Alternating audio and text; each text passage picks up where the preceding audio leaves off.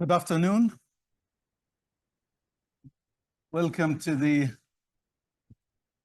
You can't hear me? Let's bring this up a bit. Is that better? Yes? Any better? That's it. Good. Thank you, Noor, Daniel, and Andrew for that sombering first session. Powerful, but sombering. My name is Imad Karan. I am a trustee of the Balfour Project. I'm the executive director of an organization called Initiatives of a Change International, which focuses on peace building, leadership, and integrity in public life. On a personal note, I was born and brought up in Gaza. I've been living in this country for the last 22 years, but my whole family is in Gaza. And today they're in the north of Gaza. More than 70 of them, my relatives, have died. The last one is Malak, who's 10 years old, who's still under the rubble. She's my niece, and all my sister wants is to say goodbye to her daughter. My family lost 11 homes so far, and it's only a tiny proportion of what other families have endured.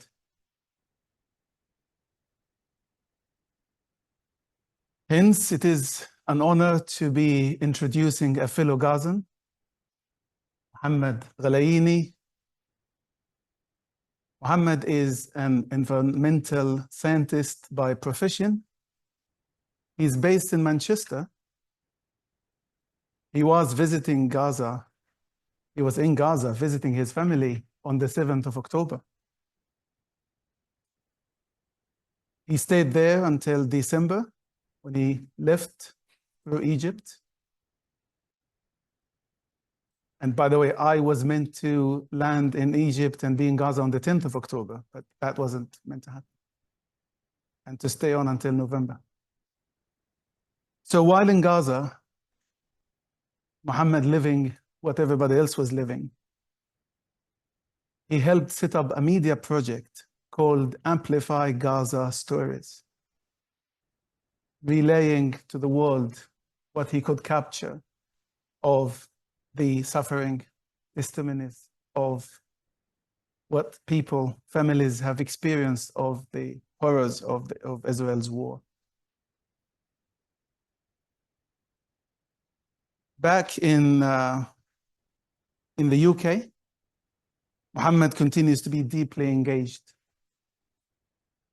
He and the team who make up Amplify Gaza Stories have been raising funds to support those starving families in Gaza.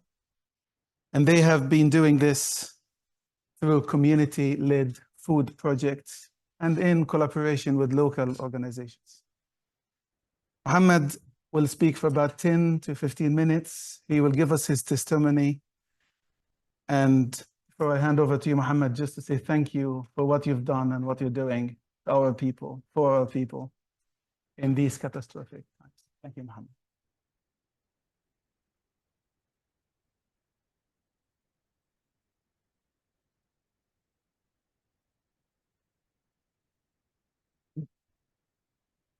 Not sure where to put this. Can everybody hear me okay? Great. Shukran Ahmad, thank you for your introduction. Also sorry to hear about the family. I guess each person in Gaza has a similar loss and a similar story. So it's an honor to be here with you today. I'd just like to thank Andrew and Diana and the rest of the Balfour Committee for inviting me and organizing this. Being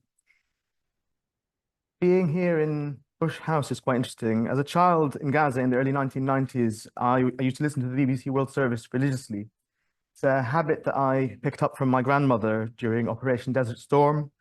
It helped during the continuous Israeli-imposed curfew to find out the news.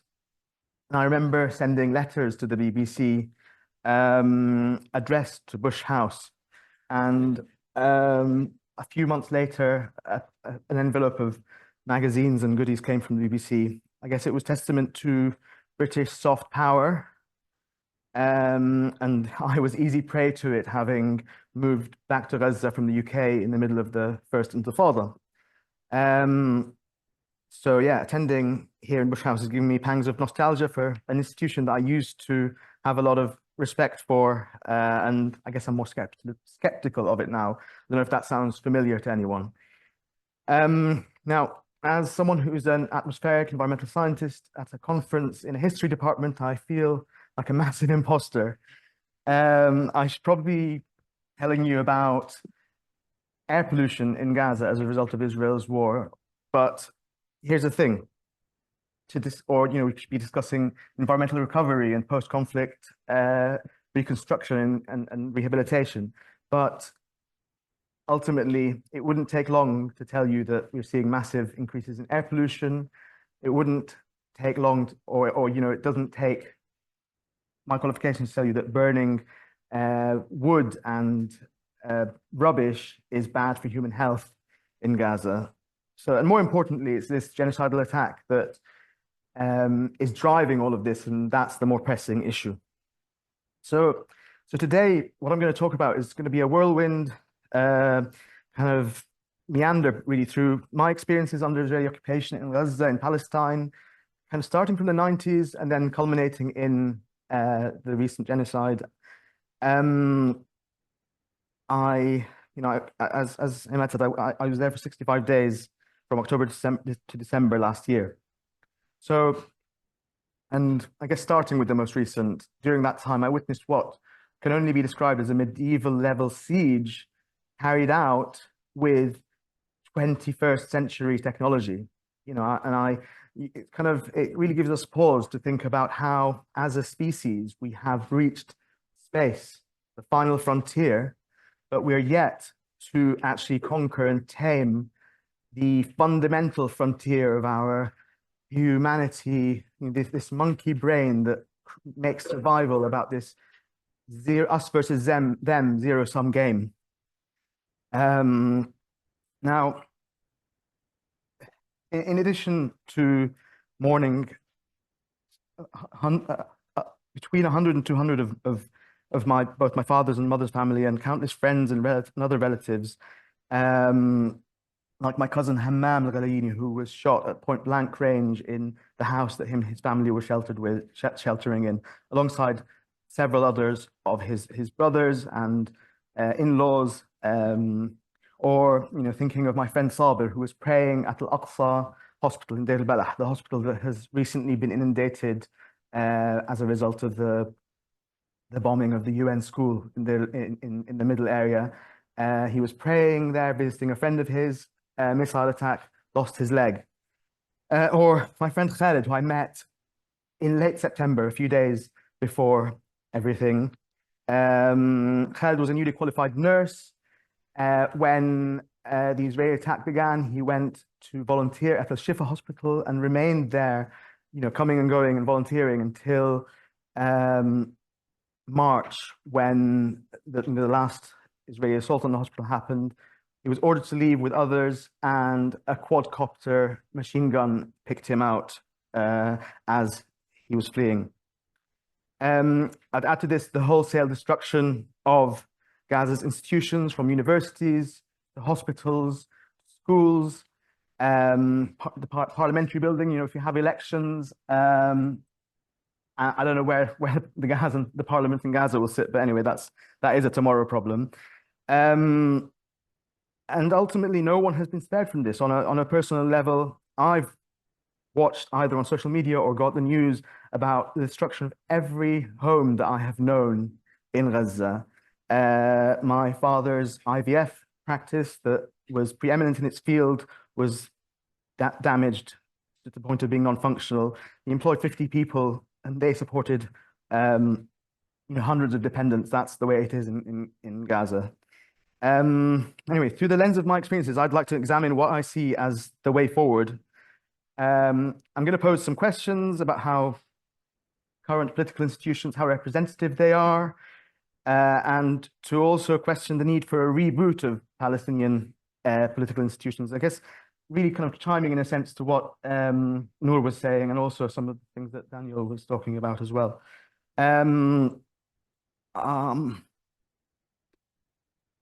Okay.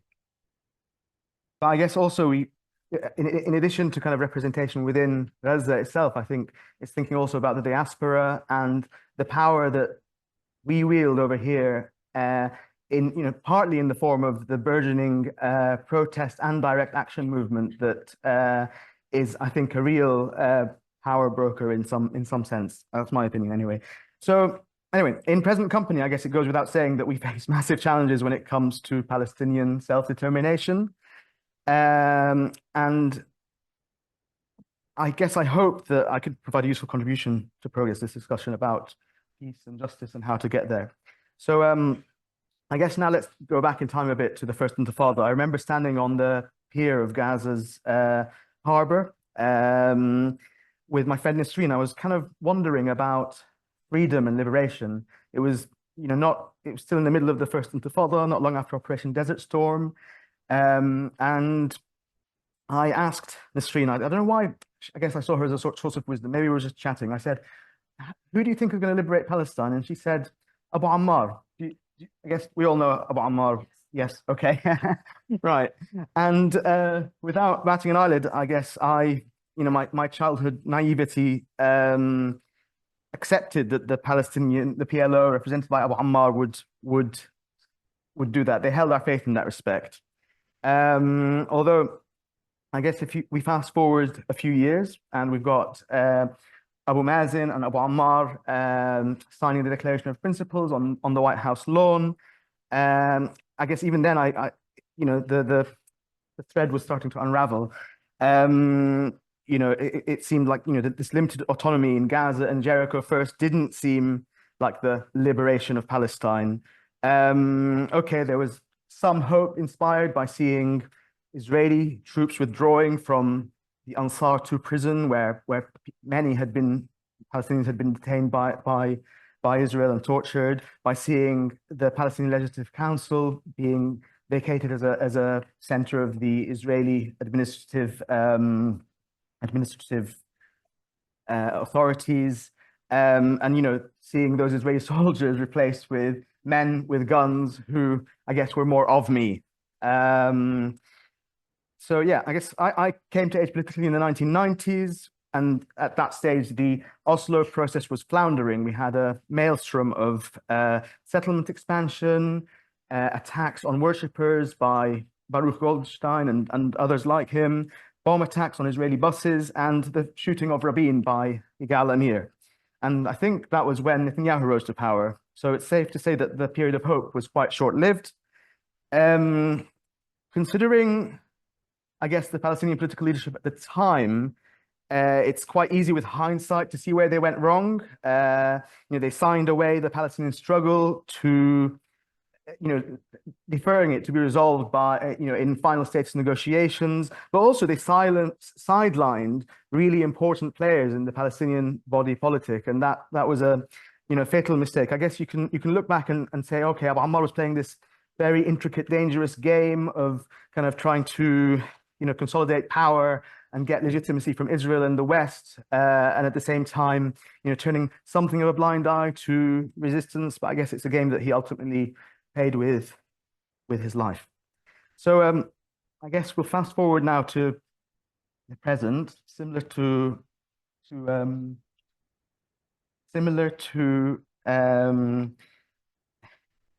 Mad. I have been living in the UK for about 20 years. I meant to, it was meant to be a short-lived study and then go back, but the deteriorating situation there meant that career progression took precedence because there was nothing to go back to in Gaza. So this October I traveled back, September I traveled back with the intention of actually going back to resettle. And then came October the 7th, I ended up leaving our apartment with just a few clothes and a few items. And I guess in a tale as old as 48, I thought we'd be back in 2 weeks.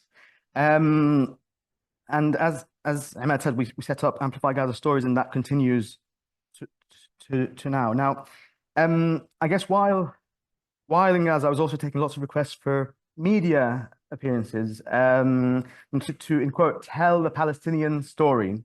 But it was quite clear that what they wanted was a sanitized kind of version, seeing Palestinians as just the human story without the politics. I think I remember once a producer saying to me, you're not here to comment on politics. You're here to just tell us about what life is like. But I'm like, well, life is devoid of talking about politics. We can't talk about life in Gaza. And I wanted to talk about the hypocrisy of political powers, and how the strategy of containment of Palestinians had led us to the stage that we were in.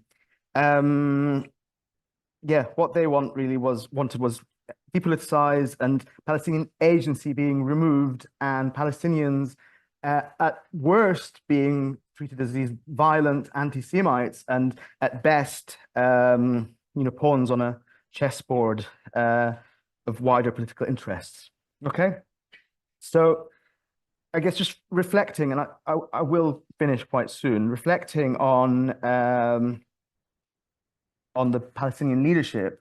It's obvious that they were in ways, a weaker party in the region, subservient to the needs of others and interests of others. And then, so I guess that then brings me to the big question of what next for Gaza and the West Bank. How can we transition from what we have now? I guess I'm talking politically, but also in terms of the genocide, to a just and lasting peace. What's really scary, and I think it was Daniel that mentioned that the Israelis want to do in Gaza, Ben Gvir and Smotrich wants to do in the West Bank what they're doing in Gaza at the moment.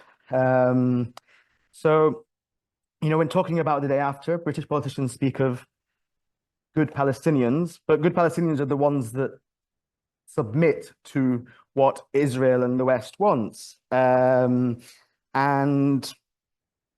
really what we need is true redress, equality, self-determination, justice. Without justice, we can't have peace.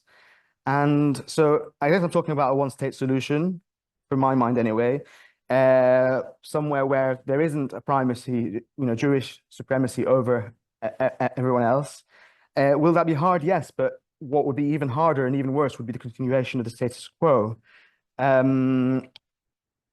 Basically thinking of the status quo and the current trajectory, it sets us up for the inevitability of other October 7s happening if we just go back to October 6th, accept it.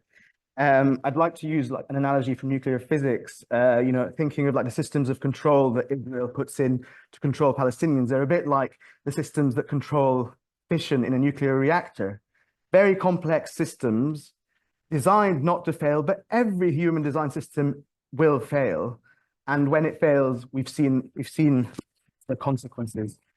Okay. Yeah. So I guess I'll finish off with the issue of representation. It was something that I'm glad was mentioned by Noor and Daniel. I think there's really a need now for true agency for Palestinians, for representation, really to represent the full diversity of Palestinians, both within Gaza and abroad. And yeah, it's thorny thinking of the Arab states especially. I think also it's really important to acknowledge that Palestinians in the diaspora have been leaders of the direct action movement that's been a massive disruptor of those complicit with genocide. And I think that as a source of power should in some way be acknowledged. It's a power base that has to be reckoned with. Now, I guess, going back to history, if the PLO came out of the Palestinian student movement in the 1950s and 60s, then how about, as a national liberation movement, PLO 2.0 that will come out of movements like Palestine Action, and others who are running companies like Elbit and Barclays out of towns in the UK. The main branch of Barclays in Manchester was shut for 5 days as the result of a disruption. It's things like this that, as we were saying earlier, will make the complicity feel more costly, and that would bring about change. So to conclude, Yeah, Palestinians definitely. We're not going to be given this agency though. Like we definitely have to seize agency. Palestinian, you know, like what's it? Frederick Douglass, a African American freed slave, said, "Power concedes nothing without demand." And I guess the demand is coming from different sides. So I guess I'll leave you with this, you know, this message, you know, hopefully to work on, you know, ensuring that, I guess, supporting Palestinian seizing agency is what I'd end with, and thus, you know, letting peace prevail for all between the river and the sea. Thank you.